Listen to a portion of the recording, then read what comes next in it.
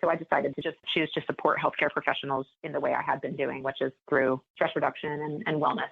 So let's talk a little bit more about that you've transitioned into. Can you talk to my listener about EFT and tapping? Sure. So EFT is called the Emotional Freedom Technique, or tapping. My first foray into wellness as a doctor was meditation. And that was my first entrepreneurial career shift after clinical medicine. And it turns out that meditation doesn't fix everything, which you get indoctrinated in any training that you do. We got indoctrinated in medical school. I got a little indoctrinated in my meditation training, thinking this can fix everything if you just meditate enough. But I meditated plenty, and I still had stuff that I needed to work through. And I was going through a tough period in my life, and I met a woman who was a tapping practitioner. And I did one session with her, and I felt like myself for the first time in months. And so I worked with her for a year and a half, 2 years, and it was amazing. We worked on so many things, self-limiting beliefs and traumas and difficult relationships and lots of different stuff, processing that. It was so life-changing for me. I continued to meditate and teach meditation, but also was really loving the tapping. So I became a tapping practitioner in the spring of 2019 and have been doing that in addition to the meditation. And meditation you have to do regularly.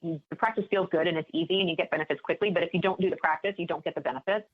With tapping, you can get the benefits if you do it once a week, once a month, once a year. You don't have to learn how to do it. It is easy to learn if you want to, but the tapping, it can be done in a group setting. It can be done one-on-one. You can tap on anything. You can tap on pain, relationship problems, on how to be making a difficult decision, phobias, traumas, all sorts of stuff. You can process some of that stress and face whatever distressing emotion that you're experiencing. You can face that right now and then feel better without shoving it away and pretending that it's not there. So is it kind of like a guided meditation, more engaging active practice? Practice? Is that kind of what it is? That's a great question. So basically, it's the stress reduction technique that uses some of the same energy centers or meridians that are used in traditional Chinese medicine or acupuncture. But instead of using needles, we use acupressure or tapping. And there's about 10 or so of these places on the face and chest. There's some additional ones you can use, but for the most part, we're using several on the face and chest. Just tapping lightly on these spots. And as you go through tapping on them, whatever is distressing you, say it out loud. So if you're feeling anxious about a talk you have to give next week,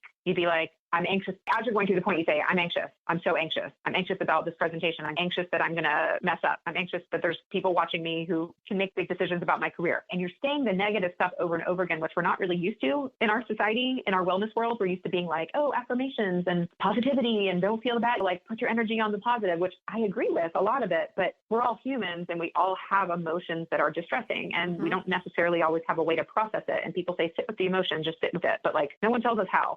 Yeah. And so as we're tapping and saying these things out loud, what's happening is it's sending calming signals to the stress center of the brain, the amygdala and hippocampus, and rewiring how they're processing and perceiving that previously distressing stimulus. So that's the technique, and it's generally guided in some way. It's great because it's so widely applicable. And essentially you are sitting with your emotions. This is just like a guided way to sit with your emotions and process them.